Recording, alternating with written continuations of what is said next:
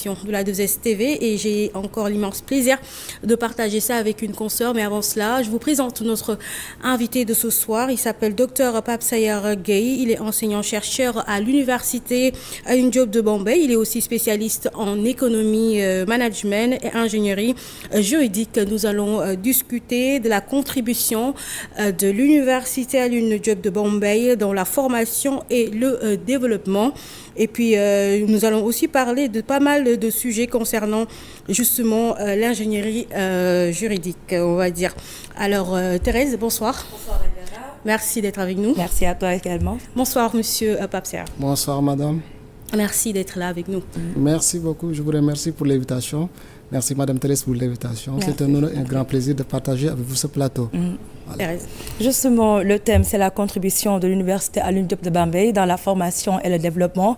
Mais l'actualité de ce soir nous amène à parler de ce qui s'est passé hier à l'université Cheikh Anta Diop de Dakar, notamment la visite du ministre de l'Enseignement supérieur, Dr Abdourahmane Diouf, qui a indiqué que le respect du calendrier universitaire est une de ses priorités.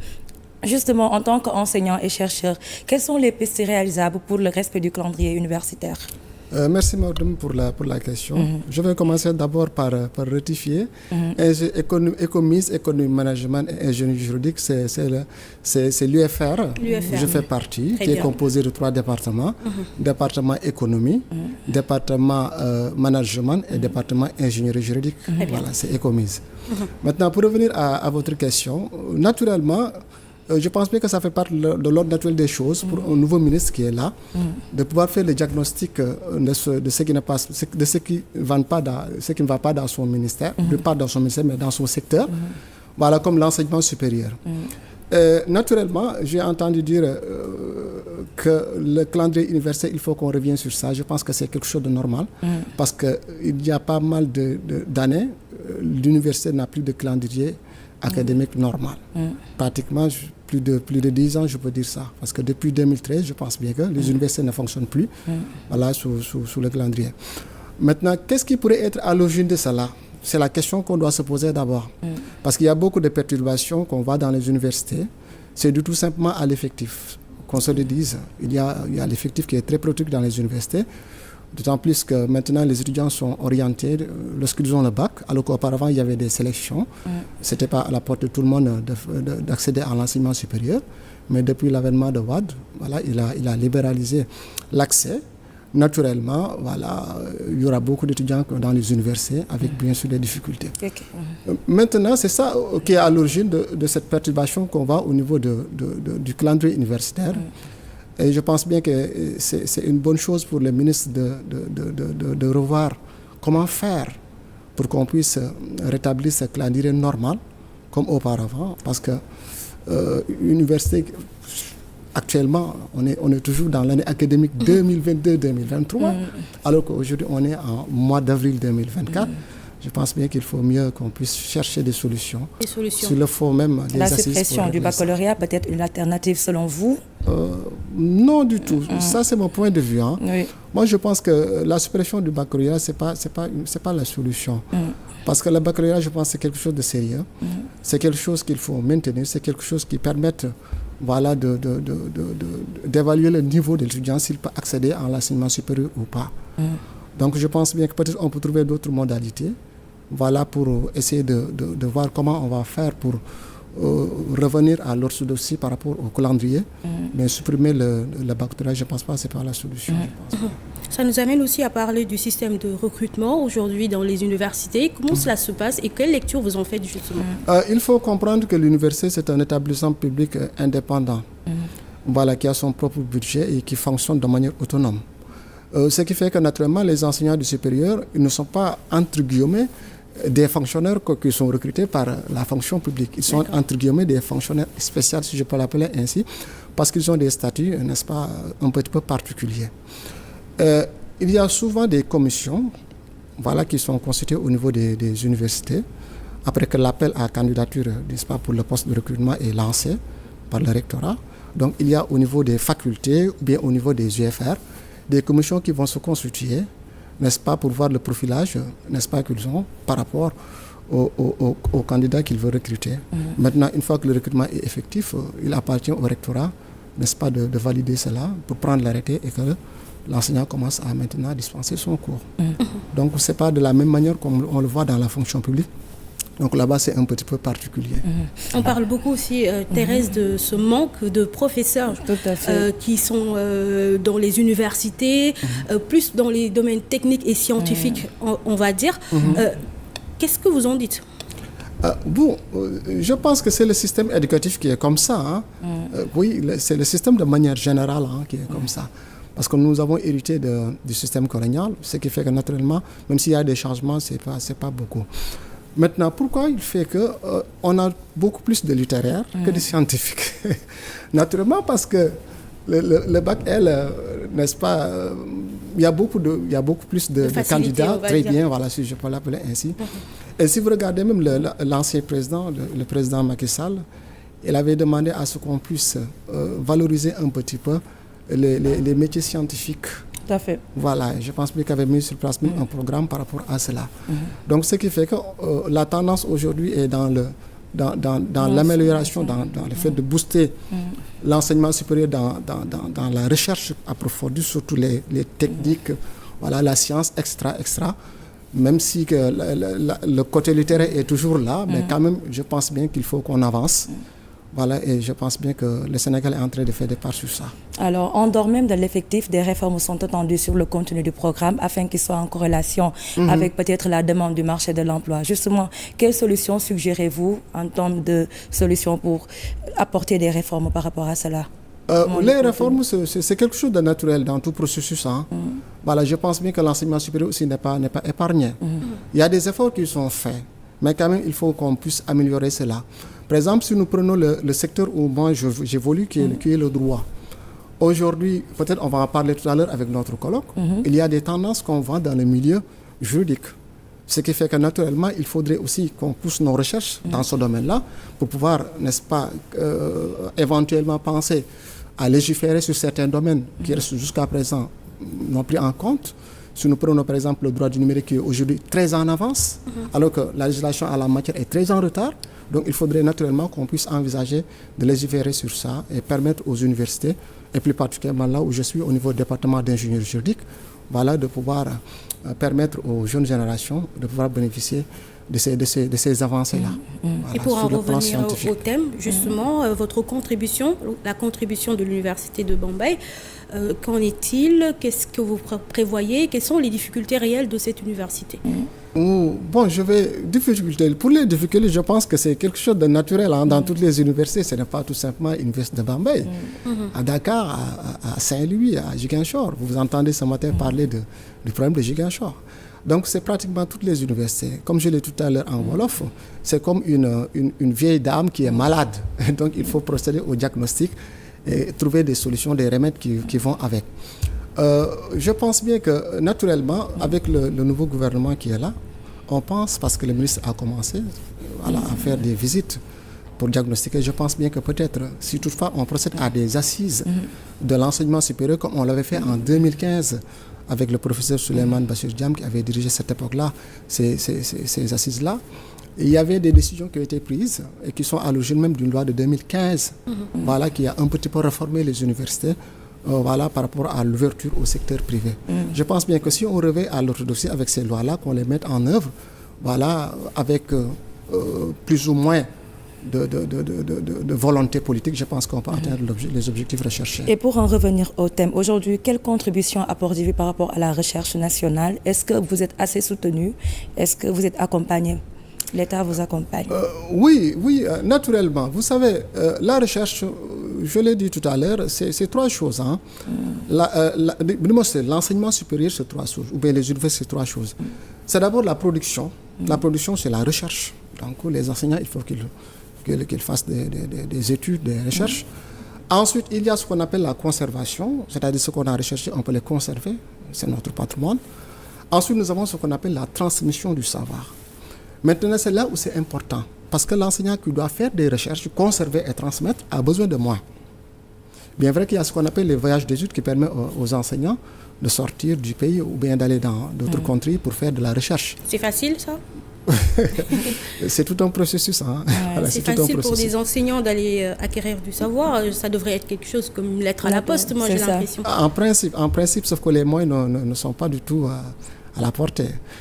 Naturellement, ce qui fait que les enseignants, ou bien l'enseignement supérieur de Banjara a besoin d'être assisté financièrement, parce que, qu'on se le dise, tout le problème de l'enseignement supérieur, c'est les moyens financiers et infrastructurels.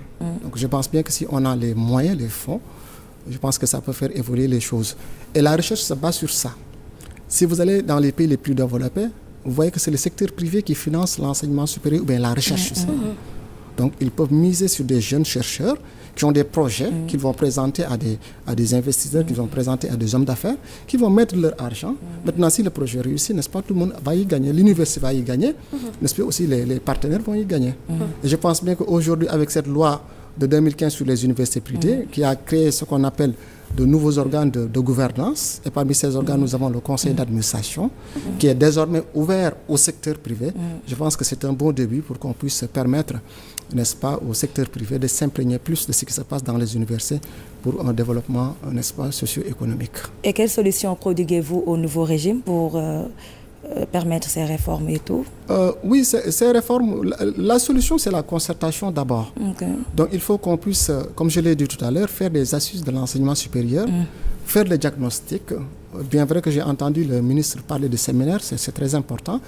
Donc, pour qu'on puisse savoir vraiment là où il faut mettre plus de sérieux ou bien plus, voilà, pour qu'on puisse atteindre les objectifs. Et maintenant, au sortir de ces assises-là, ce qui restera, c'est la volonté politique. Parce que, comme j'ai souvent tendance à le dire, les Sénégalais ont tendance à réfléchir sur tout. Les intellectuels, ils ont réfléchi sur tout. Mais le problème, c'est l'applicabilité, la mise en œuvre. Donc, et cela nécessite une vraie volonté politique. Et je pense bien que la dynamique qu'on voit avec le nouveau régime, on pense que peut-être dans l'avenir... Cela vous rassure? Oui, ça nous rassure pour l'instant. Voilà. Thérèse, il y a aussi un autre sujet qui nous intéresse ce soir, c'est sur la Summa Division. Qu'est-ce que cela implique, Summa Division? C'est l'objectif même de ma présence ici sur ce plateau, la Summa Division. Point d'interrogation. Il y a un point d'interrogation qu'il faut toujours préciser parce que c'est important. C'est quoi la Summa Division? Vous savez, généralement, dans toutes les universités classiques, on enseigne en première année, voilà, cette distinction classique qui existe entre le droit public et le droit privé. C'est ce qu'on appelle la Summa Division. La Summa Division, c'est la division fondamentale du droit en deux branches. D'une part, nous avons ce qu'on appelle la branche du droit public et d'autre part, la branche du droit privé. Pour le droit public, on a tendance à considérer qu'on parle du droit public lorsque l'État intervient. Tout ce qui est en rapport avec l'État, avec les démembrements de l'État, les collectivités locales, etc., ça c'est l'État. Donc dans toute affaire où on parle de l'État avec ses démembrements, on est dans le droit public. De l'autre côté, nous avons ce qu'on appelle le droit privé. Là-bas, c'est la branche du droit privé. Le droit privé prend en compte les personnes privées. Et quand on parle de personnes privées, en droit, il y a deux catégories de personnes privées. Nous avons d'une part ce qu'on appelle les personnes privées physiques, comme vous et moi. Nous avons d'autre part ce qu'on appelle les personnes privées morales, comme les entreprises, les associations, ainsi de suite. Donc, dans toute affaire où on parle de personnes privées, dans le rapport avec les personnes, on est dans le droit privé. Par exemple, les questions de mariage, les questions de droit du travail, les questions de droit commercial, les questions de droit international privé, tout ça, c'est le droit privé. Maintenant, cette distinction classique qui a toujours existé, droit public et droit privé, on a mis n'est-ce pas, un point d'interrogation pour s'interroger. Est-ce qu'il faut continuer aujourd'hui à maintenir cette distinction classique entre le droit privé et le droit public, n'est-ce pas? Et c'est ça l'objectif même de ce colloque. Et pourquoi avoir jugé même intéressant d'en parler? Pourquoi faire cette distinction? Puis ce timing. Oui, parce que tout simplement, on a tendance à dépasser aujourd'hui cette subdivision-là classique. Parce que les nouvelles tendances vont, n'est-ce pas, par rapport à un dépassement de la Summa Division. Pourquoi? Parce que tout simplement, nous voyons de nouvelles matières où on a des difficultés à les classer soit dans le droit public, mais dans le droit privé. Tout à l'heure, j'ai parlé du droit du numérique. Le droit du numérique, c'est un droit qu'on ne peut pas qualifier du droit privé tout simplement ou bien du droit public. L'exemple type, vous êtes dans l'audiovisuel, les entreprises de télécommunication. les entreprises de télécommunications sont des entreprises privées. Mais votre activité est régie, n'est-ce pas, par des organes de régulation qui sont dans le public, comme CNRA, n'est-ce pas? Ce qui fait que naturellement, on voit que dans ces rapports qui existent entre le secteur public et le secteur privé, on a tendance à avoir des matières qui sortent, n'est-ce pas, fraîchement, et qu'on ne peut pas qualifier de droit public comme faisant partie de la branche droit public et de la branche droit privé. On les appelle des matières mixtes. Donc c'est ça qui fait qu'aujourd'hui, la tendance, n'est-ce pas, va dans la transversalité, n'est-ce pas, dans la relativité de la somme-division, dans la convergence qui existe entre le droit public et le droit privé. Donc c'est votre attente en quelque sorte. Ça. Oui, les attentes, c'est un petit peu ça, parce que le rapport, à la fin du colloque, il y aura un rapport de synthèse qui va être fait par notre chef de département. Et les conclusions qui vont être, n'est-ce pas, faites là-bas, vont permettre de voir s'il y a lieu de prendre en considération toujours cette subdivision, ou bien s'il y a lieu de dépasser ça pour prendre en compte, n'est-ce pas, l'évolution avec les nouvelles tendances. Et qu'en est-il des étudiants qui sont en droit, qui devraient peut-être participer? C'est pour venir justement à comment vous allez travailler avec ces étudiants-là pour que ces questions-là soient apprises de manière sérieuse. Oui, je pense bien que les étudiants, ils ont déjà compris, hein, parce qu'ils se posent toujours souvent cette question-là. Les étudiants même eux-mêmes, ils se posent même, est-ce que la sous-division a sa raison d'être? Oui, nous avons un groupe de recherche là-bas à l'université Alioune Diop de Bambey, qu'on appelle le groupe de recherche sciences juridiques et politiques, qui souvent a tendance à permettre aux étudiants de se familiariser avec certaines questions de droit, comme la question de la sous-division. On a tendance là-bas à organiser ce qu'on appelle des mercredis de droit, où on va prendre un thème sur tel pour permettre aux étudiants, avec les enseignants, d'échanger. Nous avons ce qu'on appelle les grands débats, qui permettent aussi aux enseignants et aux étudiants d'échanger sur des questions d'actualité sur le droit. Voilà. Donc le colloque aussi s'inscrit dans ça. Donc parce que l'université, il n'y a pas que l'enseignement, il y a aussi l'aspect scientifique, il n'y a pas que l'aspect pédagogique. Donc c'est ça que je suis pourquoi aujourd'hui les étudiants, ils sont intéressés naturellement par cette subdivision, parce que nous avons des spécialités où des étudiants, des fois, ils ont des difficultés à dire, écoutez, moi, est-ce que je suis un privatiste ou bien je suis un publiciste? Parce que dans sa formation, il a tendance à faire des matières de droit public comme des matières de droit privé. L'exemple type, si nous prenons notre formation de licence 3 foncier, ils font foncier management, mais ils ont des matières en droit public et des matières en droit privé.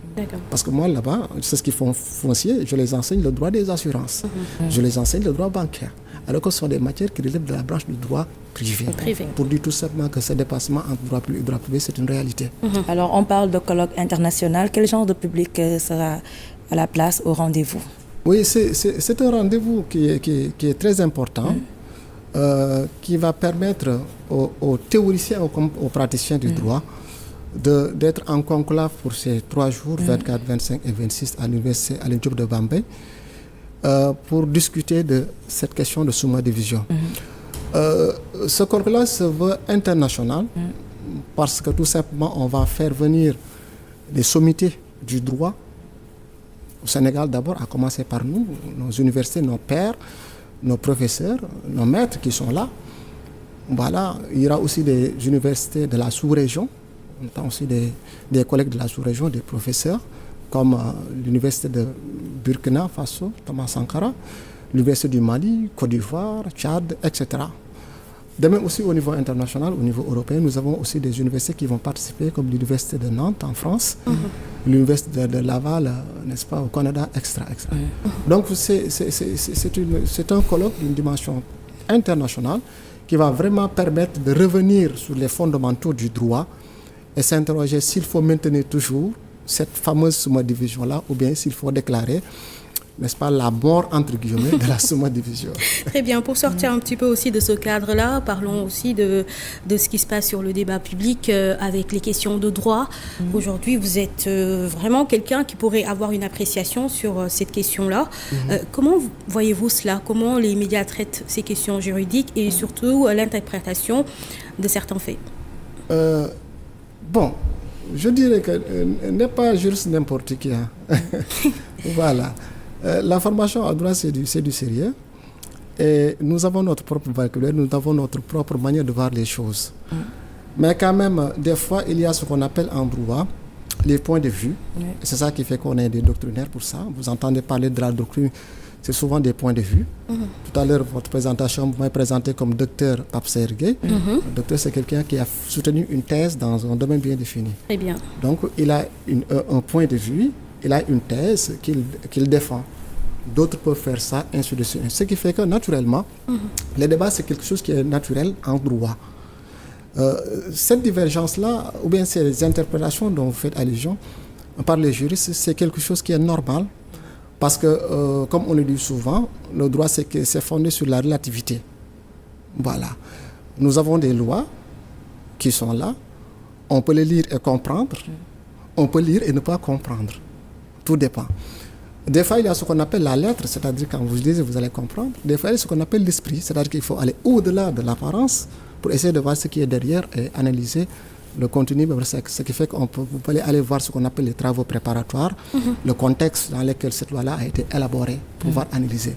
Mais en tout état de cause, lorsque le texte est ambigu, n'est pas clair du tout, il appartient au juge qui est le praticien du droit appelé à appliquer la règle de droit, d'interpréter le droit selon son intime conviction. S'il pense que, même si cette loi-là est ambiguë, mais il pense que c'est ça, donc il va l'appeler comme tel. Maintenant, si vous n'êtes pas d'accord, il y a ce qu'on appelle la règle de double degré de résolution. Si vous n'êtes pas d'accord, vous pouvez faire recours, appel dans d'autres instances juridictionnelles. Thérèse, une dernière question, parce que le timing pour le journal. Alors peut-être il en a parlé juste en dehors même du juge. On peut mettre des recours et tout, juste pour dire que peut-être le droit est assez aléatoire. Donc voilà. Oui, naturellement. De manière générale, en première année, quand on enseigne même aux étudiants le droit, on dit que le droit, c'est un phénomène social. Quand on dit phénomène social, ça comporte tout. C'est-à-dire quelque chose qui n'est pas stable, quelque chose qui peut évoluer dans le temps, quelque chose qu'on peut analyser d'une certaine manière aujourd'hui et demain d'une autre manière. Mais tout est que dans la continuité, n'est-ce pas, de cette règle de droit, parce que si vous regardez aujourd'hui les règles que nous appliquons, ce ne sont pas des règles qui datent de 1800. Il y a une évolution par rapport à cela. Donc c'est ça qui apporte les interprétations dont on fait de la règle de droit. C'est quelque chose qui est naturel, c'est quelque chose qui est normal.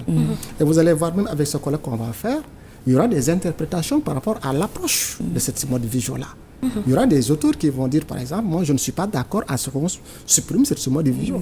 D'autres vont vous dire que non, moi je suis d'accord à ce qu'on supprime ça parce que. Donc ce sont des points de vue. Et c'est ça l'objectif recherché dans les universités, c'est l'esprit critique, l'analyse, n'est-ce pas, et voilà l'évolution par rapport au secteur bien défini. Très bien, et voilà, c'était tout pour ce bloc d'information. On revient dans un instant pour le développement du journal de ce soir. C'est dans un instant.